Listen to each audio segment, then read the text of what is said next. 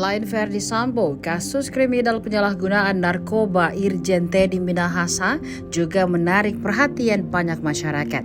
Kali ini sejumlah nama dibahas terkait penerima uang hasil bagi-bagi dari penjualan narkoba tersangka Teddy Minahasa. Salah satunya sosok Kompol Kasranto, pria yang juga sudah menjadi terdakwa kasus peredaran narkoba, mengungkapkan besaran rupiah yang diperoleh dari hasil jual sabu. Ternyata transaksi ilegal haram itu dilakukan dengan bandar narkoba Alex Bompis melalui Aibtu Janto Situmorang.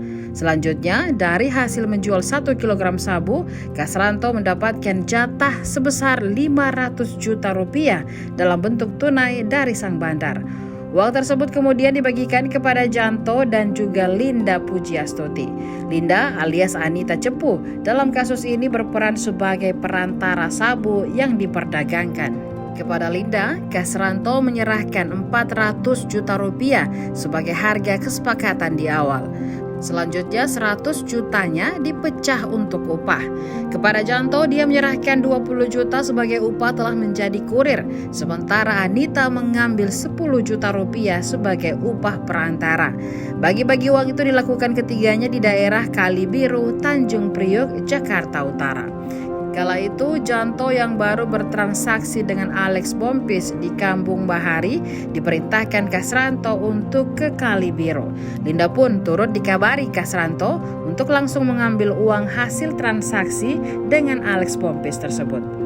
Seperti diketahui, asal narkoba jenis sabu yang dijual Linda melalui Kasranto itu telah terungkap dalam persidangan pada Rabu 8 Februari 2023. Saat itu 5 penyidik Polda Metro Jaya menjadi saksi di persidangan. Keterangan mereka diawali dari penangkapan Hendra dan Mei dengan barang bukti 44 gram sabu.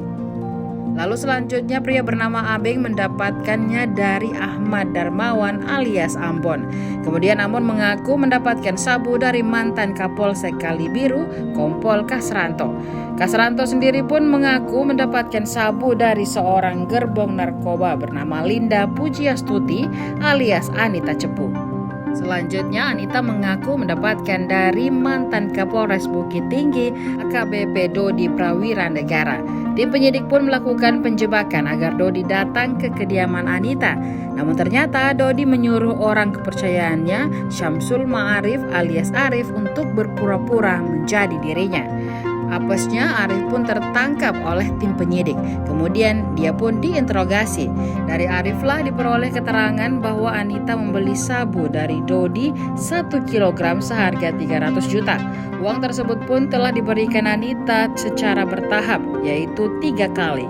Kemudian dari interogasi Arif diperoleh informasi bahwa masih ada sejumlah sabu lagi di kediaman orang tua Dodi di Harjamukti, Cimanggis, Depok.